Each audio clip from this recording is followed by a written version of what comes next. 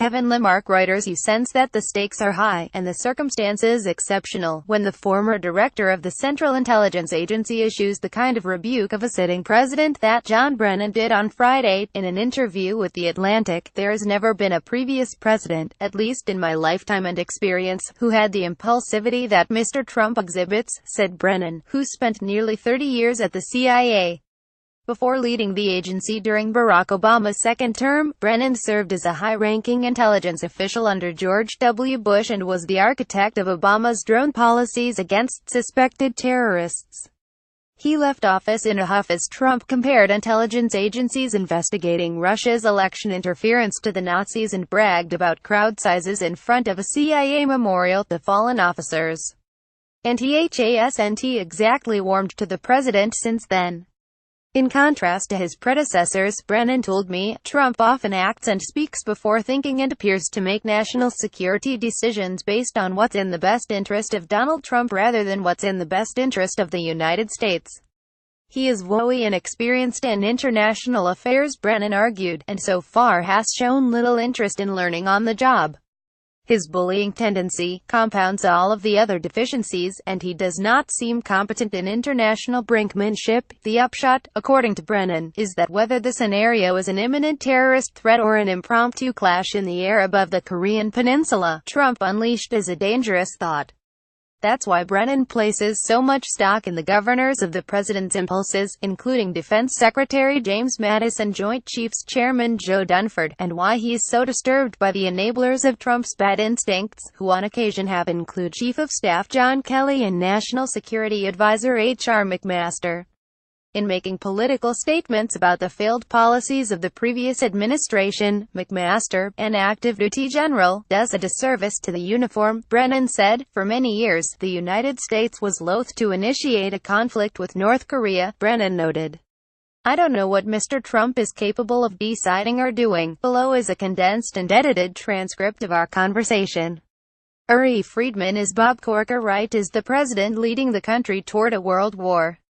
John Brennan in terms of what both Republican Senators Bob Corker and Jeff Flake have said quite publicly, I certainly share a lot of their concerns about the actions of Mr. Trump and how they are not advancing the interests of U.S. national security on the global stage. When I look at some of the president's tweets and comments, I do believe that they are irresponsible, even reckless. A couple of weeks after Mr. Trump talked about the fire and fury that would be unleashed against North Korea over its nuclear weapons program, like the world has never seen, Kim Jong-un issued a personal response, which was rather unprecedented. Now what we have are leaders of two countries who have a lot of personal stake and political face vested in this issue. It is not helpful to engage in these rhetorical broadsides publicly because it makes each side less able to climb down from that tension while still maintaining face. I don't see either Mr. Trump or Kim Jong-un saying, "Okay, you win." It's not in their DNA. This is a very complex issue that requires a very deft touch, diplomatically and publicly, and I have not seen anything out of Mr. Trump that indicates to me either that he understands the issues, or that he is competent in international brinkmanship. A lot of what we see is his traditional methods of trying to bully and intimidate his opponents. That is not going to work well when it comes to these nettlesome international problems. Friedman at a recent talk at Fordham, "You thanked your lucky stars that Defense Secretary Jim Mattis and White House Chief of Staff John Kelly and Joint Chiefs Chairman Joe Dunford are around the president. You argued that they serve as governors of some of his instincts." Senator Corker has said something similar, that people around Trump are helping contain him and fend off chaos. Is it fair to conclude, then, that these foreign policy advisors are protecting the United States from the President of the United States? Brennan, people like Jim Mattis and Joe Dunford, who are part of the defense establishment, who are very experienced, very deliberate, very thoughtful, it's critically important that they continue to explain to the president and to others just how fraught some avenues are, because they have seen war up close and personal. And if there were to be war on the Korean peninsula, it would be unlike what we have seen before. It would be horrendous. There is a delicate balance between being a governor and a restrainer, and being an enabler. And I believe there are some individuals around the president who are rather enabling of some of his bad tendencies and bad instincts. It is the duty of advisors to provide their experience and expertise, but always stop far short of being enablers or, even worse, sycophants. They need to make sure that they don't lose sight of their North Star and their professional responsibilities and their ethical standards as they try to do what they can to keep our national security on an even keel. Friedman, is there anyone in particular you have in mind? Brennan, I know and admire and respect John Kelly.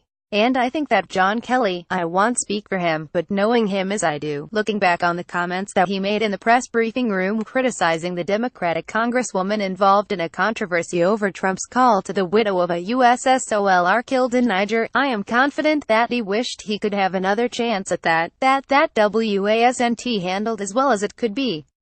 There were a number of people who were disappointed in some of his comments. I was as well. That doesn't mean I admire him less.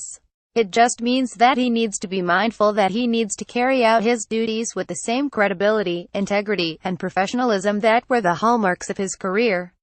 The same thing is true of H.R. McMaster, who I don't know well. He still wears the uniform of a three-star general. Quite frankly, I think there have been times when General McMaster has made comments that were really of a political nature. I was surprised that a three-star lieutenant general would criticize the actions of a previous commander-in-chief in Barack Obama. General McMaster can try to make arguments and points to support Mr. Trump's policies. That's exactly what the National Security Advisor should be doing. But then to fall in with others, to criticize and then compare this administration's actions with the weaknesses, the problems, and the failures of previous ones, I think he does a disservice to the uniform. He has to be mindful that he still wears that uniform as an active-duty general. He could do a better job of balancing the obligations that he has as a military officer with his national security advisor responsibilities. Friedman, are you suggesting that the president can't be left to his own devices, or, if he were, that it would be a national security concern, and, if so, is that alarming? Or, you served under 6 presidents, is it true that every president needs advisors and can't be left completely to their own devices? Brennan, there's never been a previous president, at least in my lifetime and experience, who had the impulsivity that Mr. Trump exhibits. He frequently will tweet or say something or act upon his gut instincts, which apparently served him well in business. And it clearly served him well as far as the campaign. But he is woefully inexperienced in international affairs. His approach is to tear down that which came before him and to criticize those who came before him without understanding the reason why certain policies were formulated and implemented. So his modus operandi is to do things in a very spontaneous fashion. And when you're talking about international security issues, that could have tragic consequences, both in the near term as well as over the longer term. In my experience with other presidents, they recognized the sacred obligations that they had as president. Before acting or speaking, they would internalize what the implications were and what the likely outcomes and reactions were going to be. Mr. Trump does not do that. I think he acts and speaks before thinking, a lot of times, about what the effects and impact are. Friedman, are your reservations about Trump primarily about differences with the specific policies he's pursued? Are they more about the manner in which he's pursued them, or is it about his fitness to command more fundamentally? Brennan, it's a combination of concerns and factors. There are his traits, his personal qualities that are a concern. There is the lack of deliberate thinking that's a concern. There is a lack of understanding and knowledge that's a concern. And then there is this bullying tendency that compounds all of the other deficiencies. Friedman, are there certain actions that you think Trump would have taken had the governors of his instincts not been governing? Brennan, he probably would have. Why scuttled the Iran nuclear deal and not pushed it over to Congress? Although I think both the governors as well as his political advisors saw that as a better choice, because then he can blame others for it, which is his modus operandi. I think his initial, very negative statements about NATO would have continued to prevail if it wasn't for individuals like a Jim Mattis and a Joe Dunford and others who explained to him exactly why Article 5 is so important. I think he probably would have embarked upon a foolhardy improvement in relations with Mr. Putin without any conditions or smart negotiation if it wasn't for the hue and cry that has existed as well as congressional pressure. Friedman, but sometimes a president's impulses and instincts are what matters, ultimately, right? Aren't there moments in a president's job when advisors can only do so much? Brennan: absolutely. The judgment of any president is going to be crucial because a lot of times there will be recommendations and options, and there will be disagreements, and the president's the one who has to decide. A lot of times there is a time factor and he needs to make a decision quickly. This is where all those other features of Mr. Trump come into play because he doesn't have the experience, he doesn't have the expertise, and I don't get the impression that he really tries to learn about these issues. Now I am not in the Oval Office, but from everything I have heard him say and do, he hasn't shown me that he is a learning president. The presidents that I worked for in the past, they would absorb tremendous amounts of information, both in terms of reading it as well as briefings. They would process it. They would look at it through the prism of what's in the best interest of U.S. national security.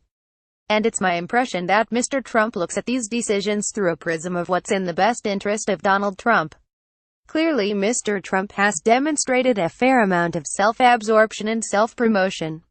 With the presidents I served, I was able to witness how they used intelligence, took into account the recommendations of their advisors, and then charted a course that they thought was in the best interests of the United States.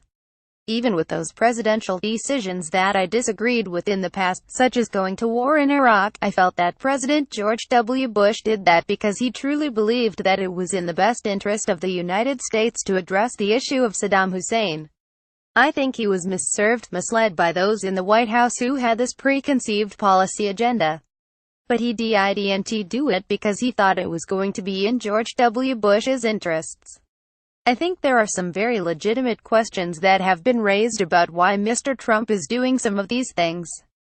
Friedman: are there scenarios you worry about where the weaknesses you've identified with President Trump would have an effect on national security? Brennan: obviously on the terrorism front, if something is brewing and there is a very short period of time to be able to make a decision that's going to have consequences, involving either action or inaction. Those are tough decisions for the president. The ones that I've seen, over my years, that really rely on a president's deft touch as well as leadership skills is when there is an unexpected crisis or issue. For example, there have been times when U.S. aircraft have been approached by foreign aircraft and forced down. We had an incident with China a number of years ago. And sometimes if tensions in a region are at a hair trigger, actions are taken that are rooted in a heightened tension but not in a policy decision on the part of a foreign government. So if there were some type of unintentional clash between forces, whether it be in the Persian Gulf or near the Korean Peninsula, with the North Koreans or the Iranians, it's at that time when the president needs to be the one who is going to have a calming presence but also a very commanding presence, to decide what we need to do immediately, what we need to do in order to address the situation effectively, but not to overplay your hand, which could lead to an escalation of tensions and conflict and bloodshed and war. I am certainly hoping that if there were some clash that took place at a tactical level, that the Joe Dunfords and Jim Mattises and commanders, and Secretary of State Rex Tillerson and others, will be making sure that the president has a understanding of what happened, but also counseling restraint. Because a lot of times the early information is not 100% accurate, and overreacting to those initial reports and trying to show muscularity in a retaliatory way could make a manageable situation much more dangerous. That's the scenario that I think a lot of people, like a Bob Corker, are concerned about. Trump unleashed is a dangerous thought. Friedman: at the Fordham talk, you estimated the chances of military conflict between the U.S. and North Korea at 20 to 25%. What's behind your thinking? Brennan: my view is that the prospects for some type of military clash are greater today than they were over the last several decades because of the heightened tension and war of words. It's not a scientific assessment. Whether it be along the demilitarized zone between North and South Korea, or along the coasts, or in the air, there is potential for an inadvertent military engagement that, if several North Koreans or South Koreans were killed, could be the bullet that felled Archduke Ferdinand to spark the First World War. I don't see that as the likely way forward. I'm hoping that rational heads will prevail. I don't believe that Kim Jong-un is suicidal. I have a pretty good sense that North Korea does not want to initiate a major military conflict. And for many years, the United States was loath to initiate a conflict. I don't know what Mr. Trump is capable of deciding or doing. One of the reasons for my percentage was not knowing what is going to drive him. The president's Article 2 war-making authorities are pretty strong. He could decide to do something as a demonstration of U.S. military capability, which could be the first tripwire that could lead to a more serious conflict.